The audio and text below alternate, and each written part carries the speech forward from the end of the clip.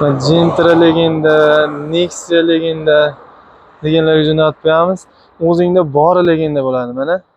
Chaqmoq ekonomik yo'l jamoasidan navbatdagi dastavka Farg'ona viloyati Uchko'prik tumani Sulton qishloqqa bo'ladi. Qish ham uni yozda deyishadi. Yozda bo'lmasa bahor desangiz undan ham yaxshi bo'ladi. Sababi yozda oxiridan kuz oylaridan boshlab ochretlar boshlanadi. Hozirgi vaqtda kat yo'llarimiz avtomat, pol avtomat kat yo'llar nalicha holatda bo'ladi. Hozir bu kat yo'limiz Chaqmoq ekonom 10 kat yo'limiz, Nijniy Garena kat yo'l bo'lib 100 kvadratgacha bo'lgan joylarda isitib berish uchun mo'ljallangan kat yo'l. Hozir bu dastavkamiz Farg'ona viloyati Uchko'prik tumani Sulton qishloqqa jo'nab ketyapti. Hozir kat yo'limizni qisqacha ko'rsatib o'taman. Videoni oxirigacha ko'rib, videoga like bosib, kat yo'l olmoqchi bo'lgan tanishlarga jo'natib qo'yamiz. Mana kat yo'limiz rechaklar bilan kunini to'kadi.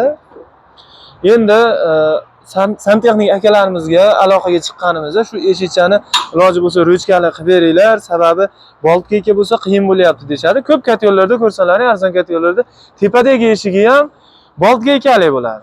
U narsa noqulay yechib qo'yib, ishi ortiqcha ish bo'lganligi uchun hattoki mana kichkina eshikchasigacha ruchkali qilib qo'ydik. Qulaylik uchun osongina ochasiz, yopasiz. Baydan to'rtta boltni yechib, yana qaytib qatirib yotmaysiz, ancha qulaylik bo'ladi. Bu yerda tenlik o'rinlarimiz bor. Ventilyatorli holatda ham, svetsiz holatda ham eshikcha ochilish, regulyatorning tiyagi orqali eshikcha ochilishi bilan kat yo'limiz bemalol ishlab beraveradi. Mana miyalari ham ishlatishga sodda, ham mustahkam narsalar ishlatilgan. Avtomatlar ham mana ko'rib turibsizlar, haqiqiy yaxshi avtomat ishlatilgan, kichkina kulchatircha ishlatilmagan. Regulyatorlari ham, termostatlari ham yaxshisidan, qimmatidan ishlatilgan, faqat arzon narsa emas. Mana eshiklariga maxsus kat yo'l uchun bo'lgan asbestli arqonlar ishlatilgan. Keyin kat yo'limizni arqon qisilish holatiga agar tutun chiqadigan bo'lsa, bu joyidan legirovka qilib, pastroqqa tushirib turib, yana ishlatishimiz mumkin bo'ladi. Havo chiqmaydi, yaxshi ishlab beraveradi. Havo chiqishi birinchidan kat yo'l portlashiga olib kelishi mumkin. Havo aylanib, o't yonaversin. Misol uchun bu yerda havo kirib turibdi, o't aylanaveryapti, yonaveryapti. Kat yo'l portlashiga olib kelishi mumkin yoki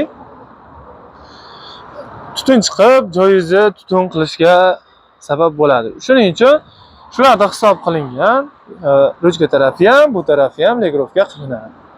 Ranglarimiz aytilgan rangga bo'yab berilaveradi. Qish oylarida, kuz oylarida kutib qolmaslik uchun hozirdan harakat qilib olishlaringga tavsiya qilamiz.